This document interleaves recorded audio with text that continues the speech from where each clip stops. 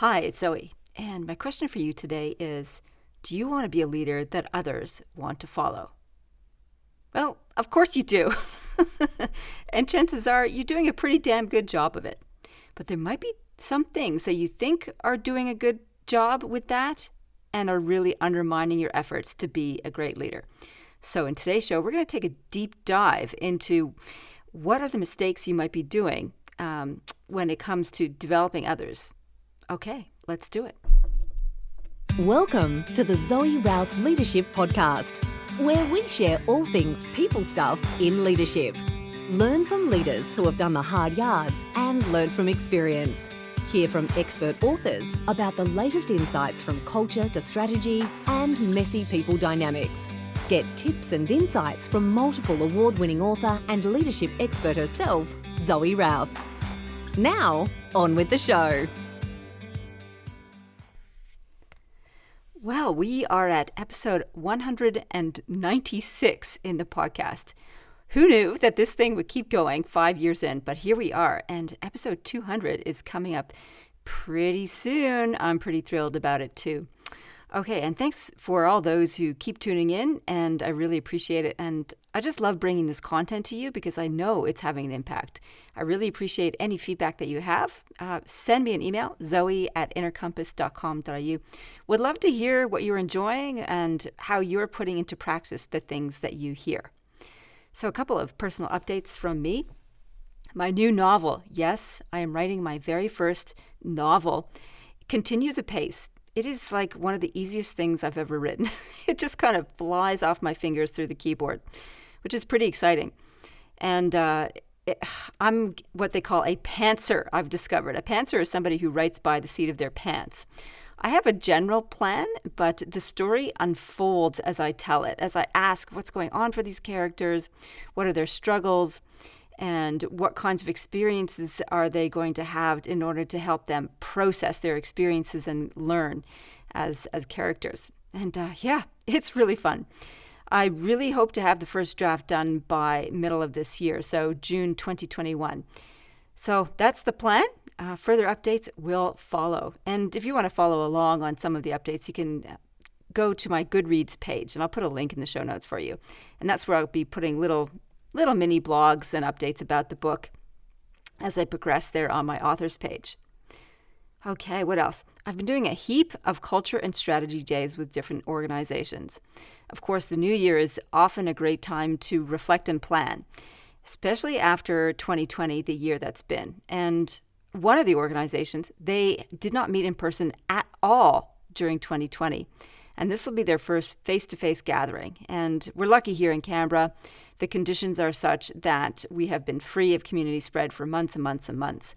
And so it's a fairly safe environment, but you never know, it just takes one. In any case, we are gathering, we're reflecting on the year that's been, and we are shifting our strategy to address the current situation with all the unknowns in play. And that's really fun work. I love doing this kind of work with big picture thinkers. So that's a lot of fun stuff that's happening. We've got our next Amplifiers immersion coming up, and we have two streams. We have the virtual immersion. That's where people who are cannot travel to Canberra can join us and do their very own immersion online. And we're taking a deep dive into two topics. We're finishing up the Project U topic from this past quarter and kicking off the Developing Other Leaders topic. So that's all happening February 11th virtually, and the live face-to-face one in Canberra on the 12th.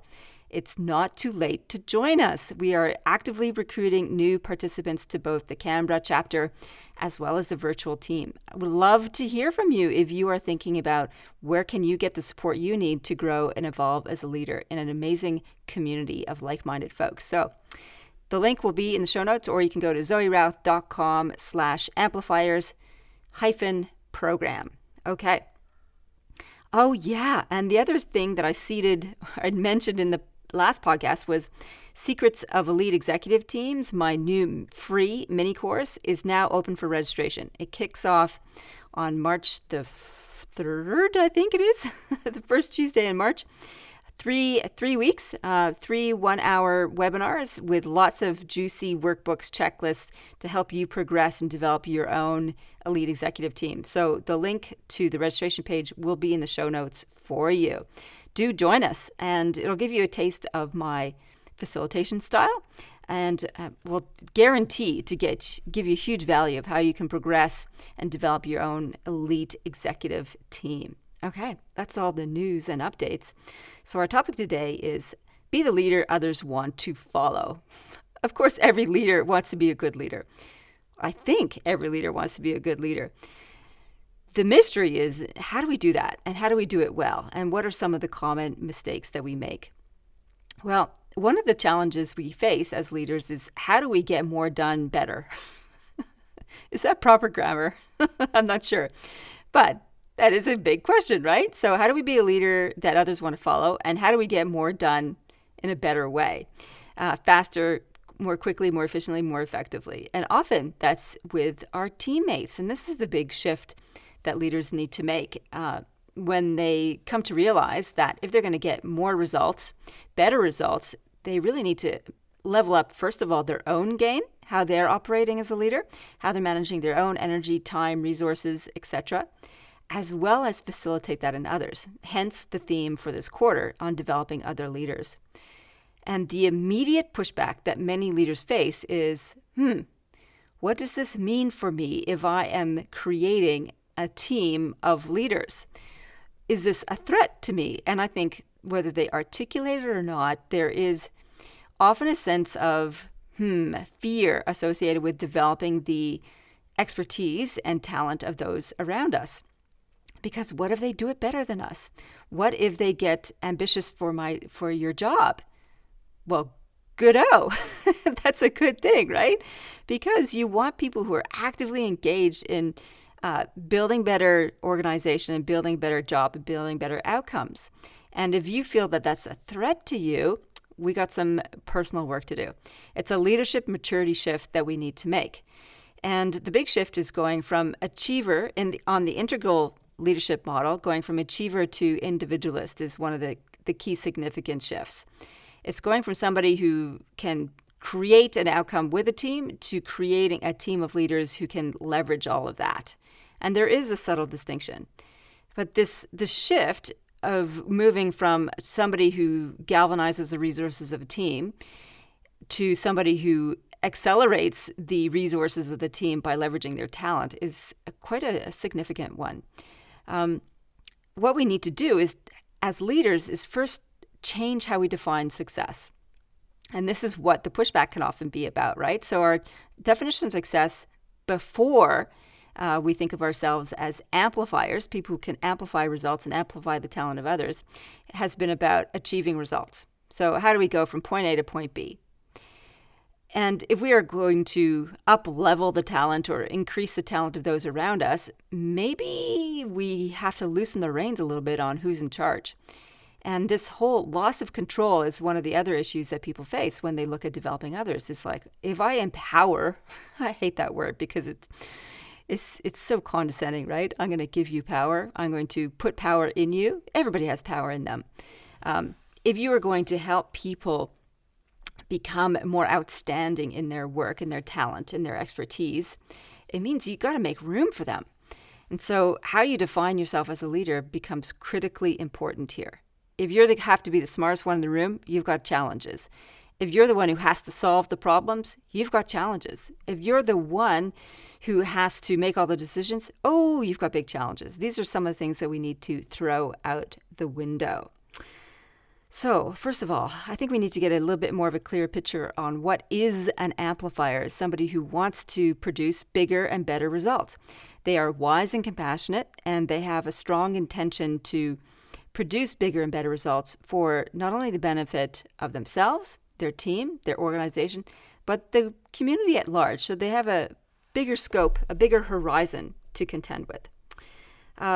Amplifiers know that what got them here won't get them there. So I described one of those critical shifts, right? It's like, how do we define success? What's meaningful to us? And what do we need to let go of? i.e. a bit of control is one of the things you need to let go of. If you're listening to this, please consider yourself an amplifier. And one of the key attributes of an amplifier is being hungry for learning and development. And it's one of the key prerequisites. So there's an element of humility that comes into that. Because if you think you already know everything and you're just listening to this to say, yep, got that, yeah, you're in trouble. You got a big, massive blind spot there. So what we want is for people to be open and hungry for new ideas, new strategies to experiment with, to help you be better, to help others be better. And one of the key things I mapped out recently, what are the values, beliefs, and goals that are significant attributes of an amplifier? And the values they shift a little bit. And from a developmental perspective, it's a transcend and include model, which means we grow and evolve from where we came before. We don't discard it completely. So there is an element of the usefulness of the achiever mindset and practices that we need to bring forward with us to consolidate and also to be mindful of the shadow of that. So the new values that we have as an amplifier build on what came before. So we have the value of community. Now, chances are, as an achiever, you had a value of community, but it was probably a smaller definition of that. The value that we build on to get into community is really the value of achievement, hence the word achiever. And when we value achievement, we realize that we do better in community or in teams. As we move into an amplifier and to be more influential, that sense of community expands beyond the immediate team to the organization and to the people and services that we offer more broadly. So community becomes a bigger consideration in our values. The next value is responsibility. And this is a really important one because when it comes to responsibility and accountability, we hold up the mirror. We take a deep interest in how we are influencing, how we show up, what is our impact. And we take a huge dose of humility in doing that. So a sense of responsibility is really important to us, not because we want to have control, but because we want to be better in service to the end outcome and into the process and to the others around us. So responsibility changes a little bit. So instead of being the one always holding the conch, we want to be responsible for uplifting others and improving the system around us. So that's a subtle and important distinction. And it grows out of the value of success that we hold deeply as achievers. So as I was saying in the intro, we kind of reshape this whole notion of what is success. And the third value, I kind of hinted at that too, is learning and being really deeply interested and focused on learning is pretty critical for us. And this evolves out of one of the achiever values of progress. Now, progress in the achiever mindset is really about how do I get more, more results, bigger results. And for an amplifier, this whole idea of learning is about how do we do things in a better way, not just to have more, but to have a better impact. So those are some of the values that we've got as an amplifier. In terms of beliefs, these are some of the critical ones, and you can assess for yourself as we go through them where you sit with that. Some of the beliefs are, we are better together, we are all in this together. And it's easy to go, yeah, I believe that. It's like, really? Do you really embody it? And I would challenge you to notice where you draw the line. Where does your we expand to? Does it include all the people who irritate you? Does it include all the people whose philosophy is different to yours? And if it doesn't, it's like, okay, you got some work to do, because we includes all of the humans, even the humans that we are boggled by, befuddled by, that we have a really hard time understanding where they're coming from, or we are tempted to label as stupid, ignorant, backwards. And yeah, I've had conversations like that too. So I'm still working on this stuff too. So the beliefs this is a pretty important one. We are better together. We are all in this together. And that requires us to be deeply curious and deeply compassionate for our fellow humans. Another belief is, if something goes wrong, look in the mirror. And this is building out of the value of responsibility. And this can be tough for leaders if we haven't done a lot of solid ego work and redefining success and being okay with failure. The next one is everyone has something to offer. There is always more to learn. This helps exceedingly importantly when it comes to developing other leaders. If everyone has something to offer and there's always something more to learn, that's how you actually make room in your own personal outlook for others to grow and for you to grow, by the way. So when it comes to redefining success, I would encourage you to think about if I can leave a legacy of other better leaders around me through the process of what I'm doing, that is success. Very different to I'm successful by meeting my targets or delivering this particular project. It's a subtle and important expansion of how you define success. So our goals as amplifiers are, first of all, to build a better world. We are in service of galvanizing the troops to create a better future. Our goal is to rise together, not to rise above others. And our third goal is innovation, creating something new. So if you're on board so far of this is what the lay of the land is for values, beliefs, and goals of an amplifier, cool. Listen in, McDuff. Now we're going to get to some really cool other resources, and we're going to dive deeply into this fantastic book, which I've only just discovered, which has been published for almost a decade now, called Multipliers by Liz Wiseman. And woohoo, heads up, very exciting. Liz is coming on the show, and her interview will be up towards the end of this quarter, so in about 8 weeks or so. Liz Wiseman, who is the author of Multipliers, will be on the show. Hurrah! Her book, Multipliers, was a huge success. And as I was reading it, I'm like, oh, no wonder it's a huge success. It's deeply well researched. So there's a huge amount of research that went into identifying these patterns.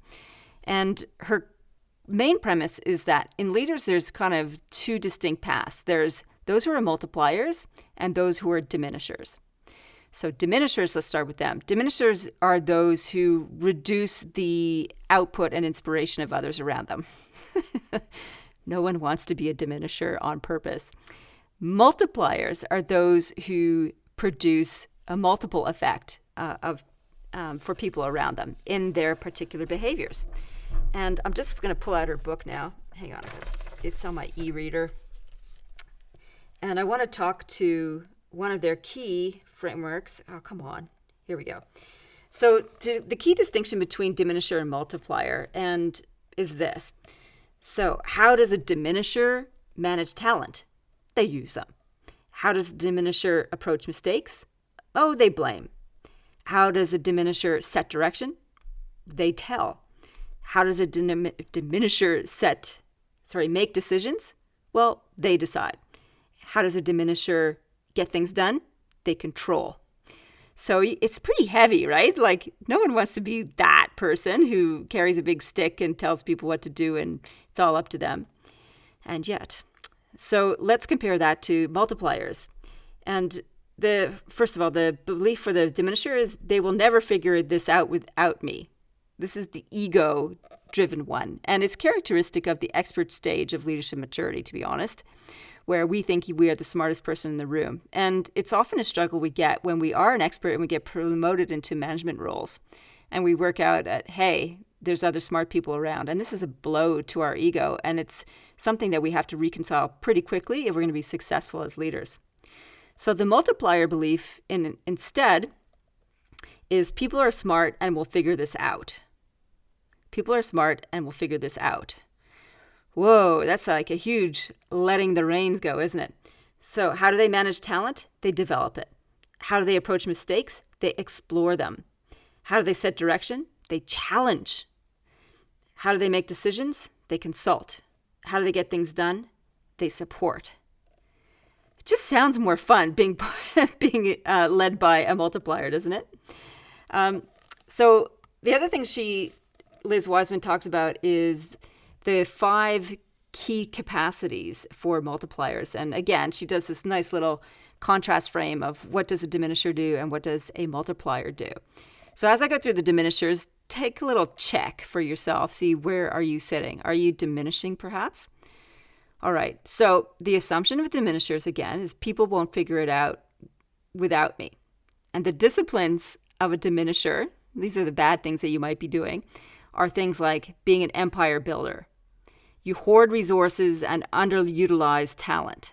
You might be a tyrant. Create a tense environment that suppresses people's thinking and capability.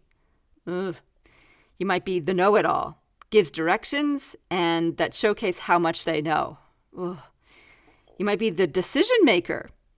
You make centralized, abrupt decisions that confuse the organization. Or, and we've heard a lot about this one, the micromanager. Drive results through their personal involvement in everything.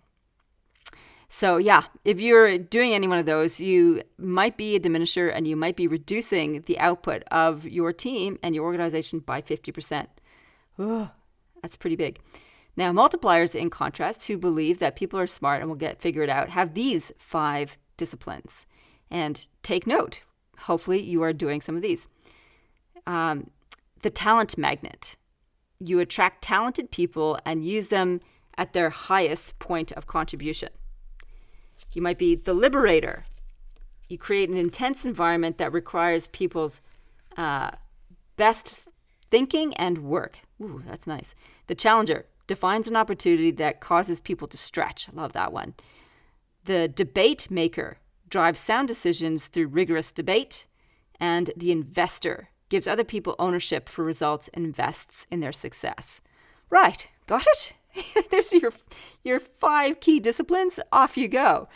Now, if only life were so easy and simple, and it's not, unfortunately. What happens is, what Liz Wiseman showcases in her research is that there's often accidental diminishers. People with good intentions thinking they're doing the right thing, they're actually creating bad outcomes. So, and she goes through a whole list of them. I'm going to summarize some of them. So these are good intentions gone bad. And you might recognize yourself more here than the overt nasty list of the diminisher. You might be the idea guy or gal. So every day you come in with new ideas, busting the seams, wanting to excite people and throw innovative ideas out there. But what happens is that if you're doing that as a leader, every day is exhausting because they don't know which idea to chase. And so people just lose momentum and just don't worry about following anything on because your priorities change all the time. And they stop offering ideas because you're obviously the ideas person. So that sucks.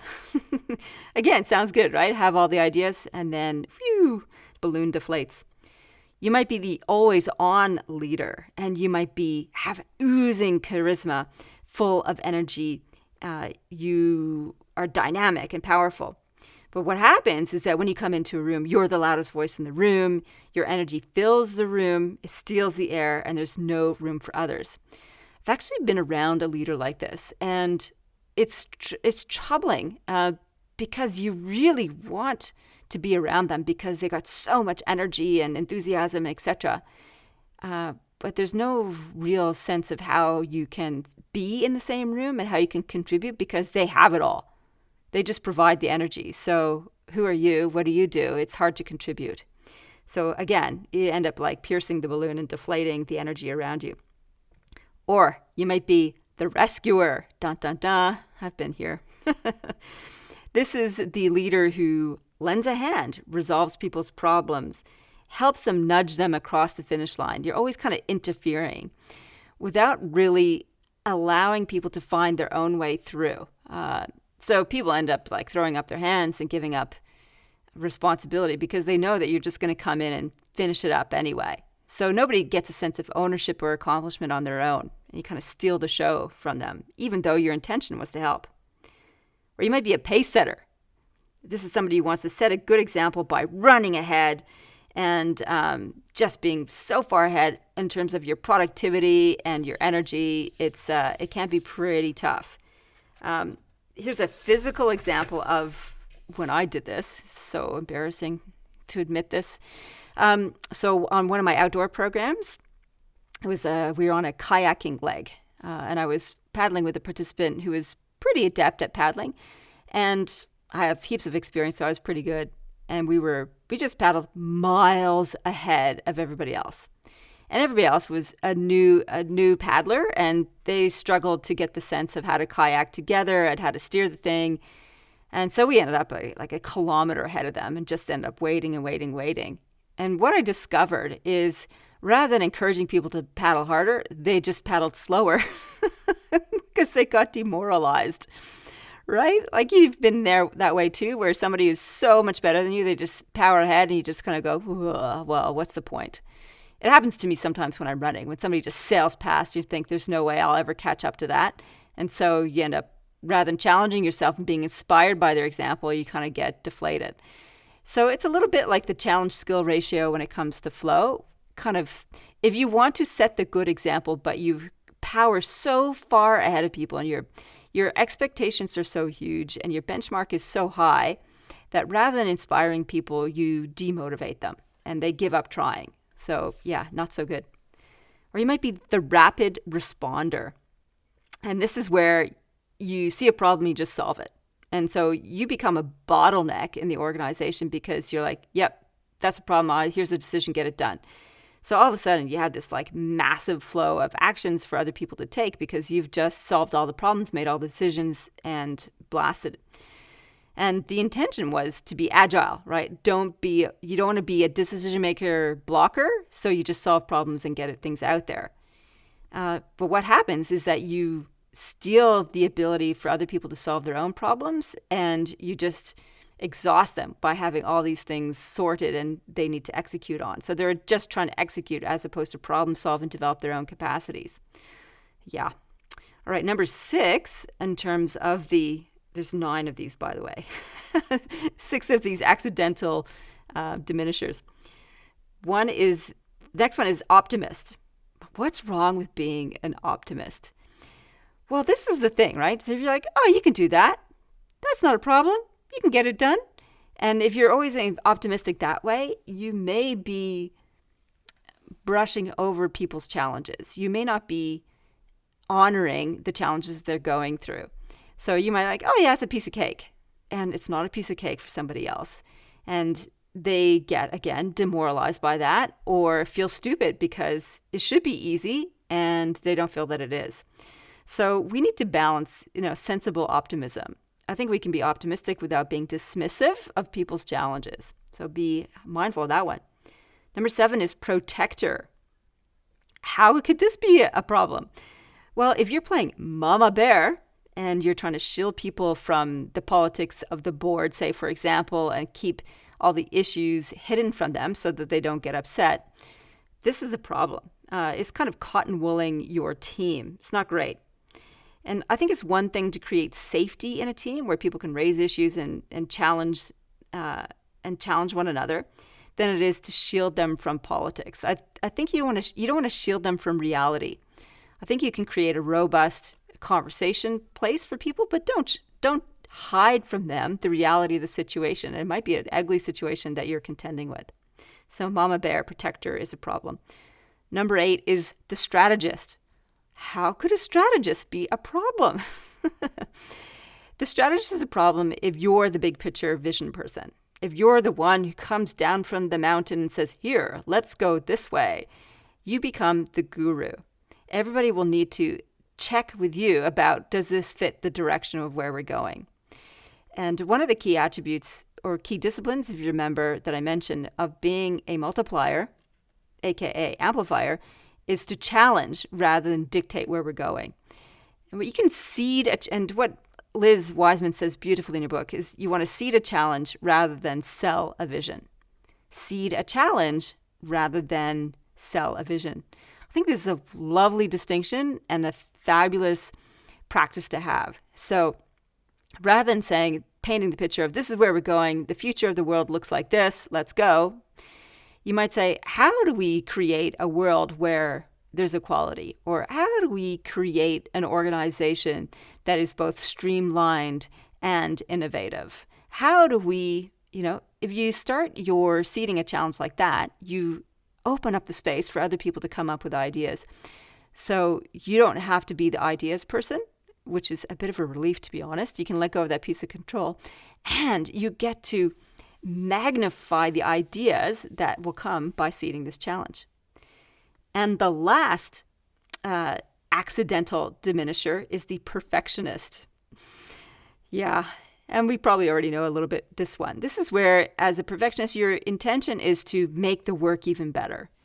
And so you helpfully, in quotation, air quotes, point out the little mistakes, how they can fix up things, how things can be improved. And you're aiming for excellence, but really you're demoralizing those around you. And I think there's a really important aspect of that as perfectionist leaders need to be mindful of, is what are you afraid of? And what is the worst that can happen if it's 90% done? Does that 10% help you, help the organization, and help the people with whom you are giving this constructive feedback endlessly? Okay, now, awesome resources for you. This book just keeps on giving. If you go to the book website, which is multipliersbooks.com, so there's 2 S's in there, and there's all sorts of, if you get the typos wrong, it sends you off in different directions, but it's called multipliersbooks.com. You can take one of their assessments. It's free, about whether or not you are an accidental diminisher.